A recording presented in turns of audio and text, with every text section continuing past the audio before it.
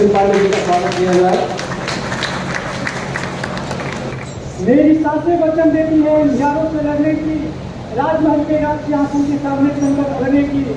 उस व्यक्ति का मर जाना ही अच्छा है जो खुददार नहीं और मेरे देश के लाखों करोड़ों नौजवानों की भविष्य बेरोजगारी के कारण अंधकार में हो और हम चुप रहे, हमें से गद्दार नहीं, हमें से गद्दार नहीं। सम्मानित मंच और मंच पर आसीन सभी वरिष्ठ महानुभावगण, मंच के सामने बैठे हुए तमाम साथियों का आज के राष्ट्रीय रोजगार नीति की मांग को लेकर उपस्थित रोजगार संसद में हार्दिक अभिनंदन वंदन और स्वागत करता हूँ। मित्रों, जब 46 में हमारा देश आजाद हुआ, उस आजादी के पीछे इस देश के हजार युवाओं के त्याग, बलिदान और समर्पण था। उनके समर्पण के पीछे इस देश को तीर्थ राष्ट्र बनाने की भूमिका थी। लेकिन आज जो परिस्थितियां अभी चल रही है, रोजगार इस देश के युवाओं के लिए सिर्फ रोटी कपड़ा मकान की सवाल नहीं है। रोजगार हम नौजवानों के लिए सिर्फ जीवन यापन करने का सवाल नहीं है। रोजगार इस देश को विश्व भारत बनाने की दिशा में, देश को प्रगतिशील राष्ट्र बनाने की दिशा में और भारत को विश्व गुरु बनाने की दिशा में अपने ऊर्जा को निवेश करने का साधन है। आज रोजगार के साथ जिस प्रकार से खिलवाड़ हो रहा है इस देश के अंदर, अभी हमें सवाल है कि इस देश में राष्ट्रीय रोजगार नीति की आवश्यकता क्यों है।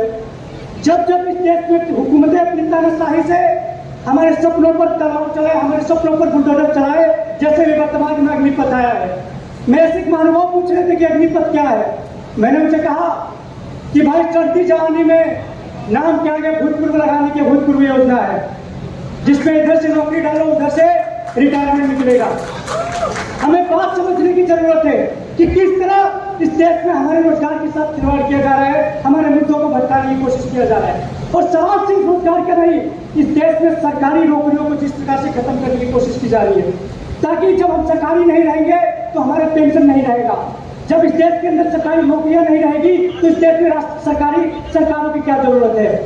आज मैं इस मंच का धन्यवाद देना चाहता हूँ कि जो काम 75 सालों में हिंदुस्तान की हुकूमतें नहीं कर पाई, वो ये मंच ने करके दिखाया है और इतने शानदार राष्ट्रीय रोजगार नीति को प्रस्तावित इस देश की सरकार के सामने किया है।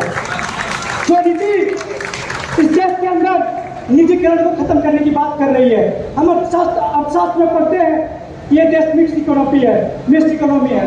मिश्रित अर्थव्यवस्था को जिस तरह से पूंजीवादी अर्थव्यवस्था में लाने की कोशिश की जा रही है, ये नीति उसके खिलाफ है। ये नीति इस देश के अंदर गरीबों मजदूरों की आवाज है। ये नीति कृषक से लेकर के मजदूर तक, मजदूर से लेकर के खेतिहर तक, नौजवान से लेकर के किसान तक और किसान से लेकर के चपरासी और अफसर तक की बात करती है। राष्ट्रीय रोजगार नीति इस देश में लागू होनी चाहिए और ये हमारी मांग नहीं, हमारी जिद है। जिद इसलिए है कि इस देश को एक बेहतर राष्ट्र बनाने की दिशा में हम काम करें। 75 सालों से हुकूमतें सोती रही। भगत सिंह, सुखदेव और राजगुरु ने जिस सपनों के साथ इस भारत को आजादी के लिए अपनी बलिदानी दी थी, आज कहीं ना कहीं हम विफल हुए हैं। उनका सपना अधूरा रहा है। उन्होंने इस देश को, देश के नौजवानों के बेहतर भविष्य के लिए अपनी बलिदानी दी थी। राष्ट्रीय रोजगार नीति को हम सभी लोग मिल करके इस सरकार के सामने जो रखा है इस मंच ने, लागू करवाएंगे अपनी क्रांति से, अपनी आंदोलन से, अपनी ताकतों से, अपनी शक्तियों से।